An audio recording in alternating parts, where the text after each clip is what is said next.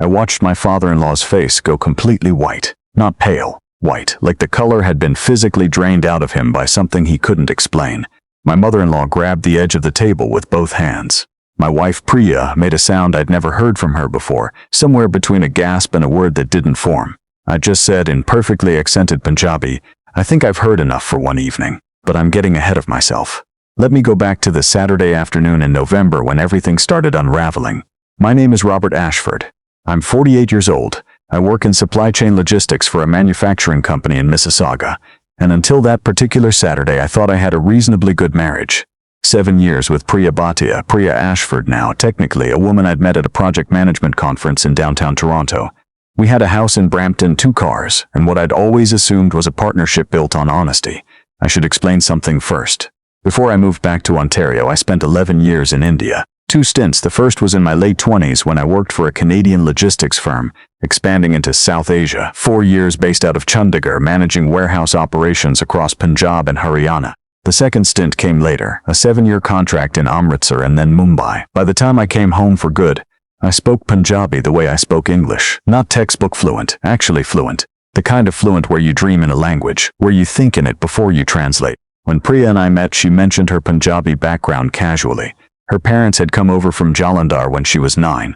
I never brought up Chandigarh or Amritsar. It never seemed like the right moment, and honestly I was also aware of how things could look. The white guy showing up claiming he speaks your parents' language. I didn't want it to feel like a performance, so I kept it to myself. It became one of those things you mean to mention, and then time passes and it becomes a habit of omission. Nothing sinister, just never the right moment. I want to be honest about that part because it matters later. The dinner invitation came on a Tuesday.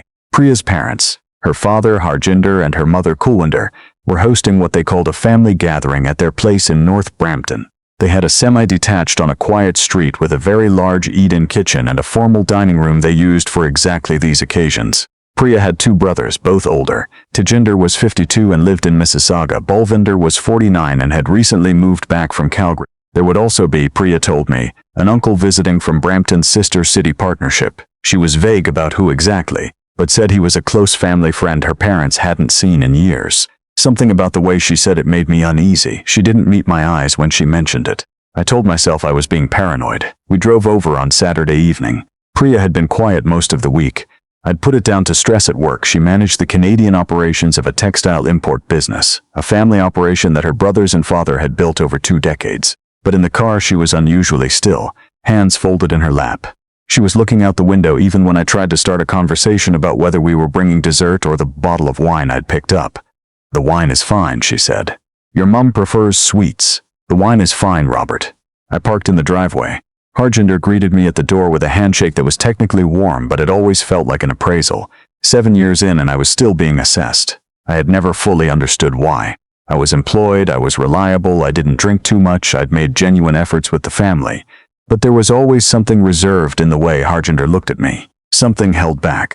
Kulwinder kissed my cheek in the way she always did, dutiful, fond in the general direction of fond, and took the wine without comment. The uncle turned out to be a man named Surinder, 50s, well-dressed, silver at the temples. He ran a real estate development business in Brampton that I gathered was successful, though the details were vague. He shook my hand and said in carefully pronounced English that he'd heard a great deal about me. He smiled like someone who knew more than he was saying. I smiled back. Dinner started around 6. The table was set properly. The food was extraordinary as it always was at Kulwinder's. Dal makhani, sarson da saag, roti made fresh, a lamb dish that had been slow-cooked since the morning. I ate and made the expected compliments and asked Tejinder about his kids' hockey, and asked Balvinder how the move back from Calgary had gone. They answered politely. The conversation moved in English for the first 40 minutes or so. Then it shifted. It didn't happen all at once. It started the way it always does at these dinners. A phrase slips into Punjabi, then another, and then you're just talking and the one person at the table who doesn't speak the language is left eating quietly, smiling when others smile, nodding when others nod. I'd been in that position before. I knew how to look present while being essentially invisible. The difference this time was that I understood every word. The first thing I caught clearly was Surinder saying, in Punjabi, that the paperwork was nearly ready. Harjinder nodded and said they should wait for confirmation from Amrit. I didn't know who Amrit was, before signing. Kulwinder said something about the timeline being important, that things couldn't drag on indefinitely. I reached for the roti and kept my face neutral. Then Tejinder said, in Punjabi, he still doesn't know anything? There was a pause. Balvinder glanced at me and then back at his brother. Does he ever know anything? They both smiled. My hand was steady around the roti. I was careful about that. Harjinder said, also in Punjabi, that it didn't matter what I knew or didn't know. The house was the issue. The house in Brampton which Priya and I had purchased together 4 years ago, which I had put down $62,000 on from savings I'd accumulated over 11 years working in South Asia, which we held as joint tenants on the title. Harjinder referred to it as the property and spoke about it in a tone that suggested a decision had already been made about what would happen to it. Priya said nothing. She was moving her food around her plate. Surinder said that joint tenancy was straightforward. He'd handled similar situations before. He said in Punjabi quite calmly as if he were discussing a business ledger. She files, she stays in the house, he's out. He's not the type to make noise about it. Too polite, Balvinder said. Too Canadian. Tejinder laughed. I took a sip of water. I won't try to describe precisely what it feels like to sit at a dinner table and listen to people plan how to remove you from your own home while you smile and pass the dal. I can tell you that something very cold and very clear settled over me. Not anger. Not yet.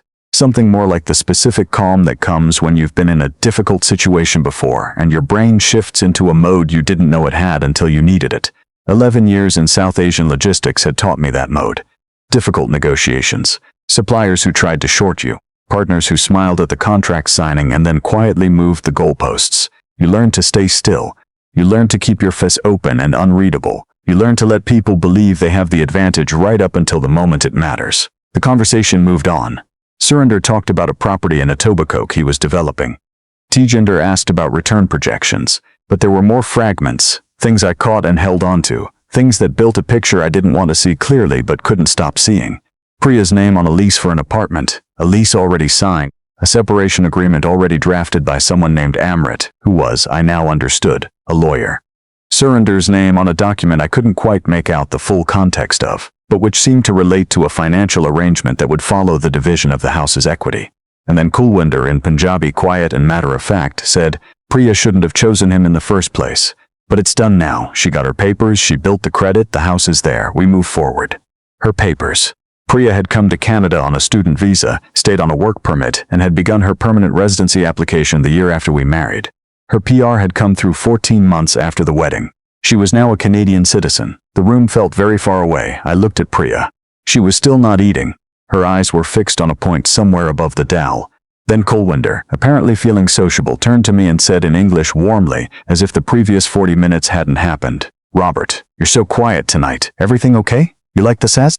I looked at her. I thought about every polite Sunday dinner, every birthday I'd shown up to with the right gifts, every time I'd helped Harjinder move furniture, fix the garage door, drive Kulwinder to a medical appointment because Priya was working. Every small invisible act of being a decent son-in-law that had apparently registered as nothing more than convenient usefulness. I set down my fork very gently. And then, in Punjabi, not hesitant, not performative, just the flat and natural Punjabi of someone who spent a combined 11 years living inside the language, I said, Sag is wonderful, Kulwinder. I was just sitting here thinking about how much you learn about people when they don't know you're listening. The silence was total. Kulwinder's hand moved toward her water glass and then stopped. Harjinder's fork went down against his plate with a sound like a small crack. Tejinder looked at Balvinder. Surinder's expression didn't change exactly, but something behind his eyes did a recalibration. Priya finally looked at me. Her face was something I hadn't seen before, or maybe I had. I just hadn't known how to read it. I switched back to English because I wanted there to be absolutely no ambiguity. I've lived in Chandigarh and Amritsar, I said, still calm. 11 years combined. I ran warehouse operations across I speak Punjabi the way you speak it. I have for 20 years. I looked around the table. I've heard everything. The property plan, the separation agreement, Amrit the lawyer. The apartment lease Priya has apparently already signed. I paused. The citizenship piece. Harjinder said in English, his voice careful, Robert, this isn't what I'd prefer. I said if we didn't do that part. Priya made a sound. It might have been my name. I stood up. I thanked Kulwinder genuinely for the meal because the food had nothing to do with any of this, and I wasn't going to be rude about the food. I said goodnight to the table. I got my jacket from the hook by the door. Harjinder had a specific hook he'd shown me the first time I came to this house. This one's yours, he'd said, as if I were part of something, and I walked out. I drove to a Tim Hortons on Kennedy Road. Extra large dark roast. I sat in the parking lot until almost midnight. The first call I made was to my brother in Guelph. I got his voicemail. I told him something had happened. I was fine. I'd explain tomorrow. Don't worry, but call me in the morning. The second call was to a colleague, Lori, who I knew had gone through a difficult divorce 2 years earlier and had navigated it without falling apart. She answered on the third ring. I apologized for the hour. She said, "Don't be an idiot. What's wrong?" I told her. When I finished, she was quiet for a moment and then said, "Call a family lawyer tomorrow morning. Not a friend. A real one. Do not go back to the house until you've talked to someone." She texted me 3 names before I'd even pulled out of the parking lot. The next morning, Sunday, I called all 3. Left messages for 2. The third, a woman named Carla Brissett who practiced family law in Mississauga, had a service that triaged emergency calls. I explained the situation. By Monday afternoon, I was sitting across from her in an office that smelled like printer paper and old coffee, and she was looking at me with the particular expression of a person who has heard this specific type of story before and is already thinking 3 steps ahead. "Walk me through the house," she said. I walked her through it. Joint tenancy. Purchased 4 years ago. My $62,000 down payment, documented and traceable. I had the bank records, the transfer history, everything. Priya had contributed approximately $11,000 from her own savings. The remaining mortgage was in both our names. The house had appreciated considerably since purchase. "Joint tenancy means right of survivorship, not automatic possession," Carla said. "She can't simply stay in the house because she wants to. Division of matrimonial property in Ontario is governed by the Family Law Act, net family property. We calculate what each of you brought in, what you've accumulated, what you owe. Your down payment matters. Your documentation matters." She tapped her pen against the pad. "This is workable." "What about the citizenship piece?" I said. They mentioned her papers. That she married me partly to establish residency. Carla looked at me steadily. "That's a significant allegation. Do you have any evidence beyond what you heard at dinner?" "No recording," I said. "I didn't record it. I wish I had. What you have is your testimony, which matters. But I want to be clear. Pursuing that angle through immigration enforcement is a separate process and a slower one. Our primary focus is protecting your financial position in the property settlement. Can she contest that your $62,000 was the down payment?" She could try. The money came from my savings account. Direct transfer. I have the closing documents. Good. She made a note. Then we start there. Priya came home that Sunday evening. I was in the kitchen making eggs. She stood in the doorway of the kitchen for a long moment and then sat down at the table. We sat in the same house for 2 weeks while the lawyers made first contact. It was one of the stranger experiences of my life. We were civil. Not warm, not cold. Civil. She made coffee in the morning. I took the recycling out on Tuesday. The normal choreography of a household continued because we had no other template for being in the same space, and because I think neither of us was quite ready to acknowledge that the template was broken. One evening she came into the living room where I was reading and sat across from me. "I didn't know you spoke Punjabi," she said. "I know. You should have told me." I looked up. "You're right," I said. "I should have, and you should have told me a lot of things." She looked at her hands. "My family. Your family planned it. I heard them. But you knew the plan, Priya. You'd signed a lease." She didn't deny it. "Was any of it real?" I asked. Not angrily. I was genuinely asking. She was quiet for a long time. "I don't know," she finally said. "I think it was at the beginning. I think things changed." I didn't say anything to that. There wasn't much to say. The legal process in Ontario is not fast. I want to be direct about that for anyone reading this who's facing something similar. The Family Law Act sets out a process, and the process takes time. Carla filed for divorce on grounds of marriage breakdown. She submitted our financial disclosures. She documented the down payment with the full paper trail.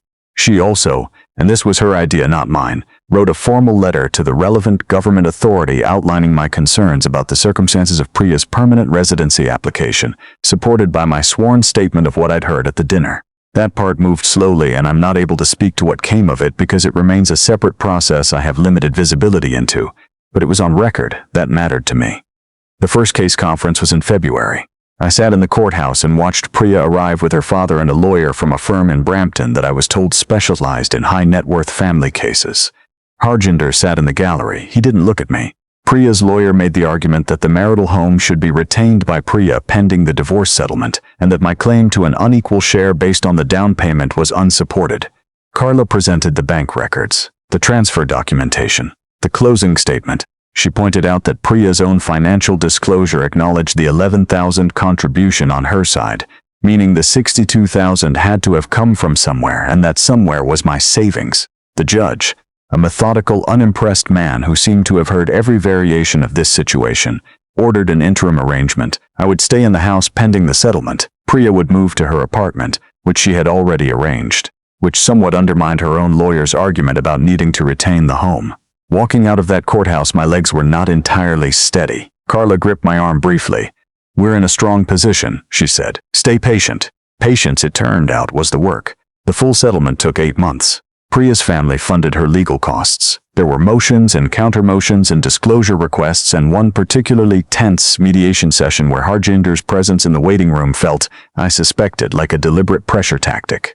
Carla told me to think of it as theater. "They're spending money to intimidate you," she said. "Every dollar they spend is a dollar less they get. Let them spend it."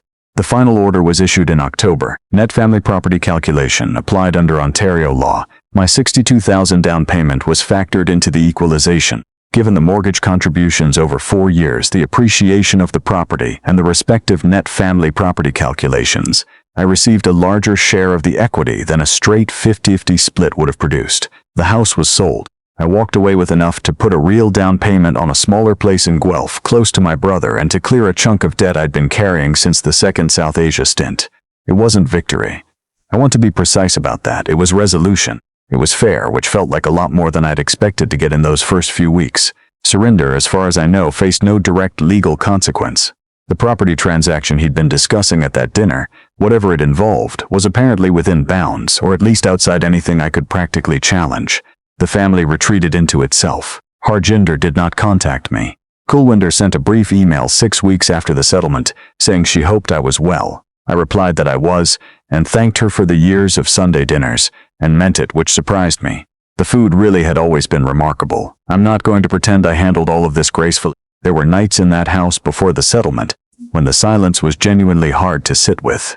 There were moments in the courthouse hallway watching Priya with her family, seeing the way Tajinder put a hand on her shoulder, seeing the way she leaned into that support, and feeling something complicated and unwanted. Not quite jealousy, not quite grief, something in between that I don't have a clean word for. But here's what the whole experience actually taught me. And I think it's worth saying plainly.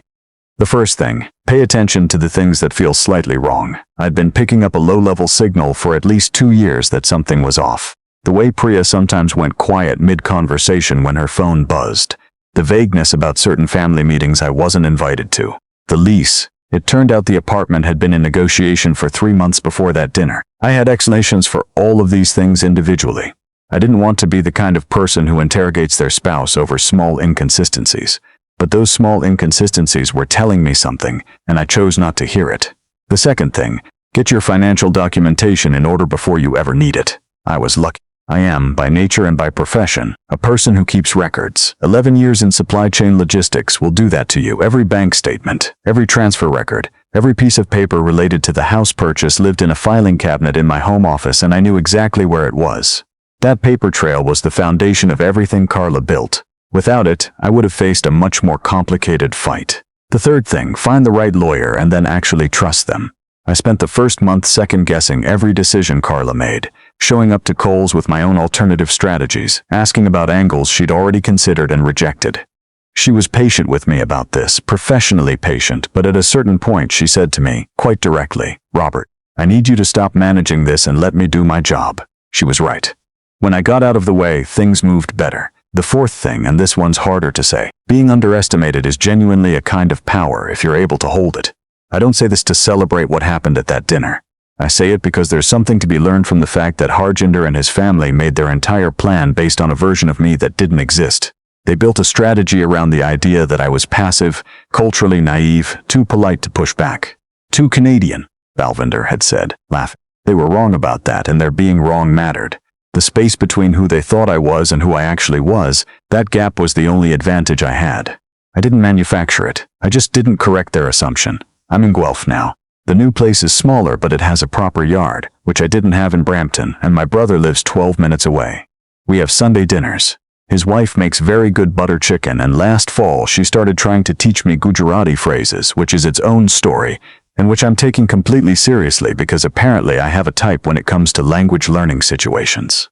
I've been honest in therapy about all of it, the ways I contributed to a dynamic that made the deception easier. The fact that not mentioning Chandigarh was never sinister but was objectively a significant omission in a marriage. The fact that I should have had more direct conversations about things that felt wrong instead of turning the signal down and hoping it would resolve itself. You can be wronged and also have things to examine. Those two things coexist. But here's the last thing I'll say, the one I come back to most.